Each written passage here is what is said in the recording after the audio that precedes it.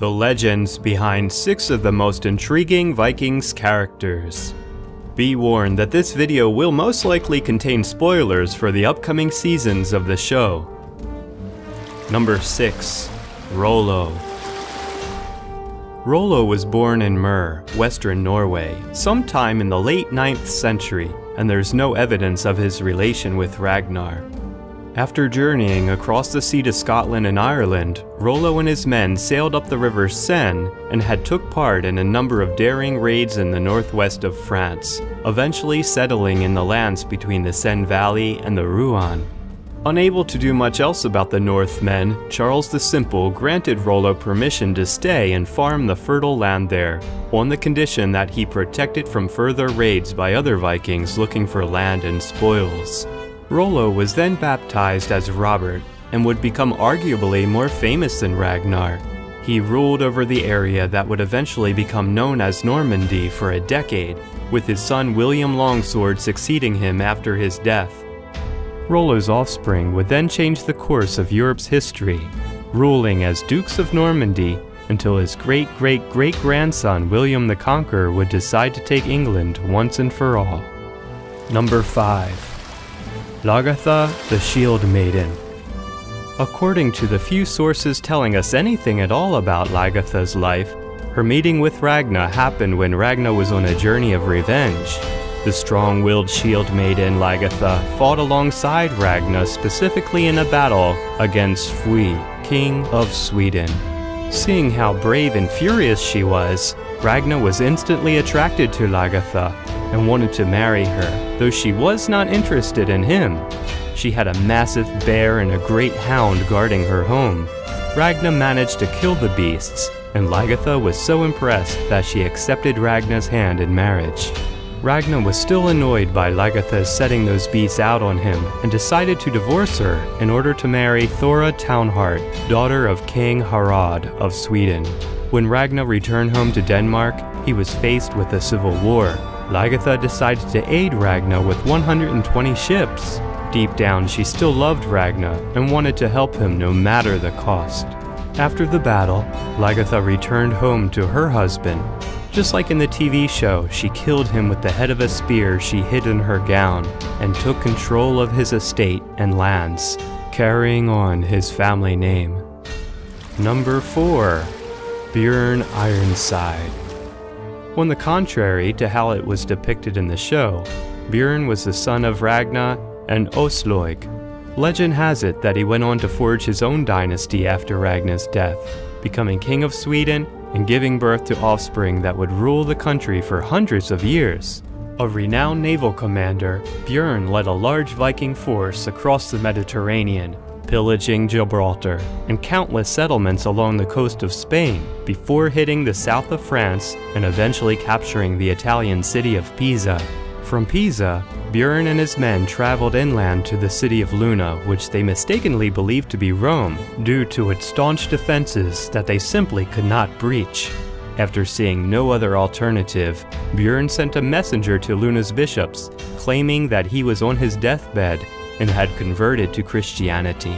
Believing Björn's trickery, the clerics allowed a small honor guard to carry the supposedly dead chieftain's body to the town's church, where he leapt from his coffin and cut his way to the city gates, opening them and allowing his men to flood the streets and take the city.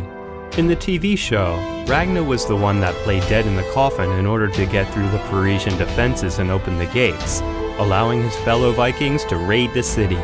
Leaving Italy with an amassed fortune, Björn ran into trouble as he returned to the Straits of Gibraltar, ambushed by the Saracen navy who sunk 40 of his ships, though he was able to make it back to Scandinavia, where he died a rich man. Number 3. Queen Åslaug. Åslaug was the daughter of Sigurd and the shield maiden Brunhilda, but was raised by Brunhilda's foster father, Heimer. After the deaths of her parents, Heimer was concerned about Åslaug's security, so he made a harp large enough to hide the girl. He then traveled as a poor harp player, carrying the harp containing her. After arriving in Norway, they found shelter with a peasant couple who took a shining to the harp. Realizing it was a case for hiding something after they murdered Heimer in his sleep and busted the harp open in search of jewels, they were shocked to find Ausloeg hidden away in there. With no alternative, they renamed Ausloeg Klaka, translated as crow, and raised her as their own, covering her in dirt and hiding her beautiful face with a hood so that no one could recognize her as the offspring of warriors. They couldn't keep her hidden forever though. Ausloeg was discovered bathing in a lake by Ragnar's men, and they burned the bread they were supposed to be keeping an eye on when they were distracted by her naked body. Demanding an explanation, Ragnar had his men bring the woman to him, and he saw at once why the bread had burned. Number 2. Ragnar Lothbrok. The real Ragnar Lothbrok seems to be a composite of a number of warriors and is difficult to separate from the myth. It is believed that the main inspiration behind the legend was a particularly vicious Viking king known as Ringenheri, who hanged over 100 Christians after he successfully laid siege to Paris in the year 845.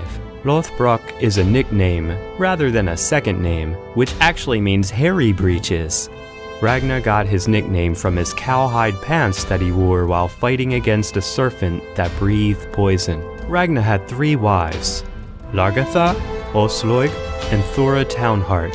His wives gave him many sons, the most famous ones being Björn Ironside, Sigurd Snake in the Eye, Ubi, and Eva the Boneless. There are 2 versions of the story about Ragnar Lothbrok's death. One is that he was seized by his foe King Eal of Northumbria and killed by being thrown into a pit of snakes. His sons bloodily avenged him by invading England with the Great Heathen Army, a combined army of Vikings. The other was that he died of a disease similar to diarrhea, caused probably by dysentery, right after he ravaged Paris. Number 1. Eva the Boneless. Eva the Boneless was the oldest son of Ragnar and Ausloeg.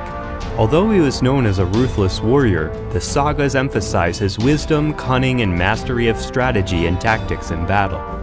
The origin of the nickname is not known. The saga of Ragnar Lothbrok says that Ausloeg warned Ragnar to wait 3 days before consummating their marriage, saying that the gods would not be pleased and their child would be cursed otherwise. Ragnar ignored her warning, and Eva was born with legs with gristle-like structures instead of bones. Other theories suggest Eva was called the Boneless because he was impotent, or because he had a very flexible physical form like a snake. After Ragnar was captured and killed by King Eal, Eva made peace with and asked King Eal to give him some land only as large as an ox's hide could cover. King Eal thought of Eva as a fool and granted his request.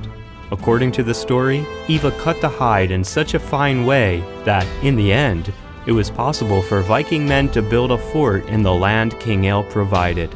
The following year, Eva and his brothers, Hvitsak, Björn, Sigurd, and Ubba invaded Northumbria, eventually capturing Eal at York in 867. According to legend, Eal was executed by Eva and his brothers using the blood eagle method. After a very successful campaign in England, Scotland, and Ireland, Eva died of a sudden disease in 873. In the 19th century, it was suggested that Eva might have died from brittle bone disease, and this might have been the reason why he was called boneless.